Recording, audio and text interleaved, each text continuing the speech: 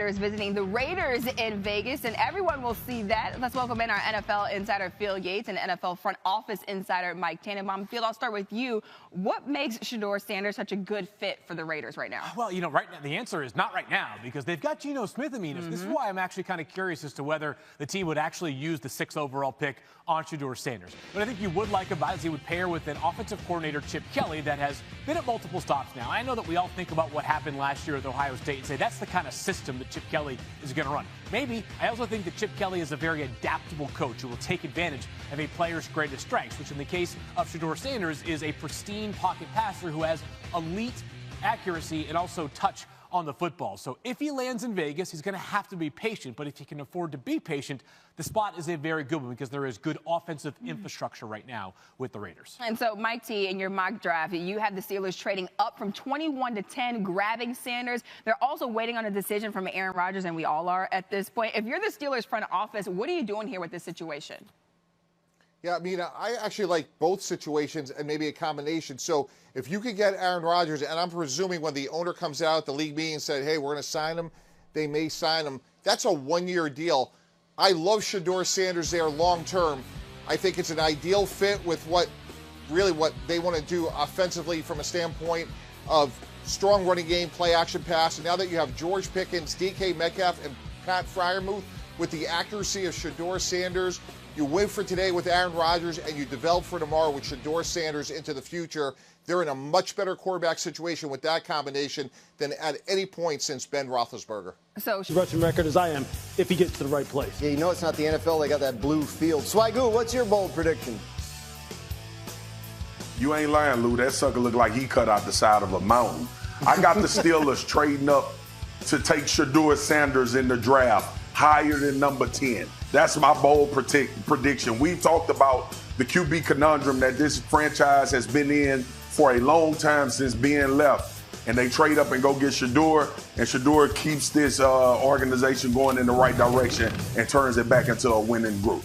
My bold prediction had to do with Shedeur as well. It is that Travis Hunter and Shedeur Sanders end up on the same team.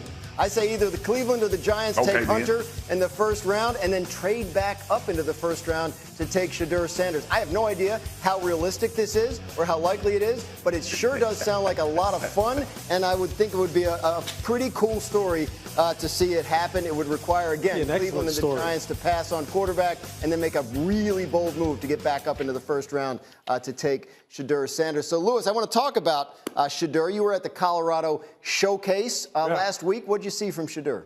Everything that you see on tape, he confirmed it. Look, he's a guy who, and then on top of it, when you talk to the people there, you talk to the coaches, you talk to the young man, he's supremely confident. He's extremely intelligent. He's someone who likes to collaborate. He's someone who is invested in the game, who's going to be a good teammate. He's tough as hell. He got the crap beat out of him in the past 2 years with that offensive line. His dad will tell you that. We didn't protect him very much. This is my son, and I didn't do a good enough job protecting him. He had no running game, and he still persevered. He still had an adjusted completion percentage of darn near 80%.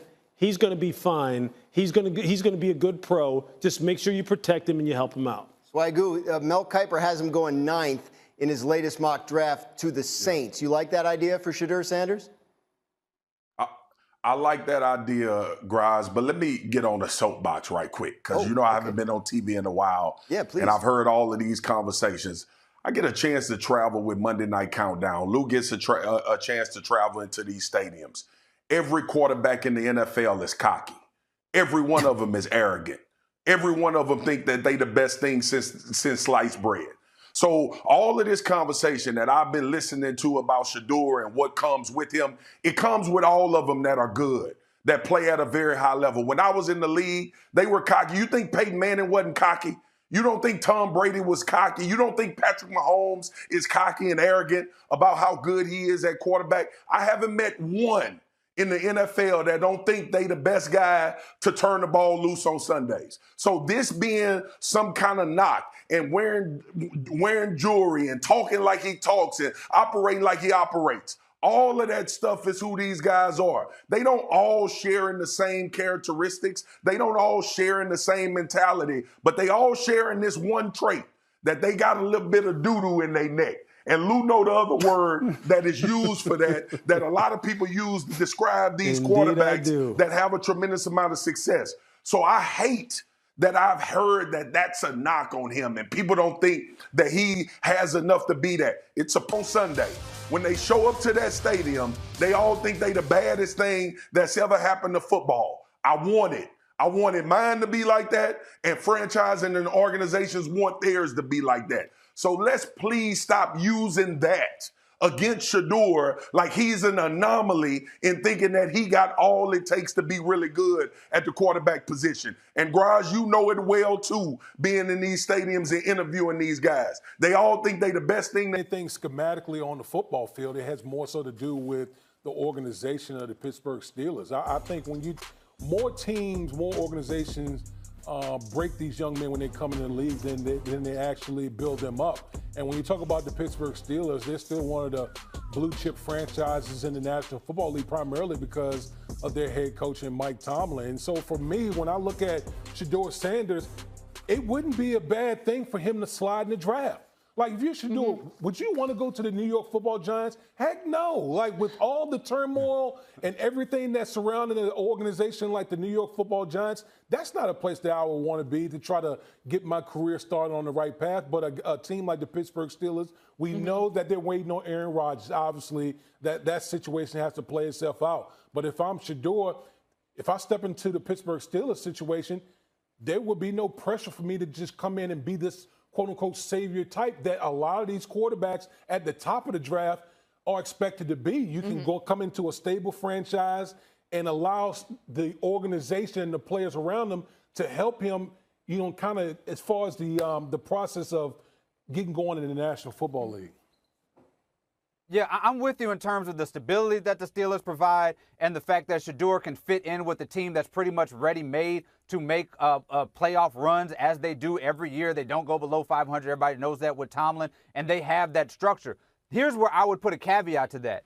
One thing that can destabilize a franchise is Aaron Rodgers. I do not want to put Aaron Rodgers and Shedeur Sanders together in that locker room because Aaron Rodgers is not known as the guy who's going to bring up a quarterback under his wing. And then if Aaron Rodgers starts playing like we saw with the Jets last season and Shedeur Sanders has everybody sort of screaming his name to come over there and take Aaron Rodgers' position, that creates volatility in a Steelers locker room that does not need volatility and does not, really thrive in that scenario no matter how good the coach is. I think Shedeur Sanders can be a good fit with that Steelers team, but it should be Shedeur and maybe a different veteran that he can play behind. But absolutely no way do you have Aaron Rodgers and the Sanders family sharing a spotlight in the same locker room. Well, that other veteran that they have right now is Mason Rudolph. So if the season were to start today and he becomes a Pittsburgh Steeler, he'd be sitting behind Mason Rudolph for a little bit. But the interesting thing here is the Aaron Rodgers caveat in all of this. Like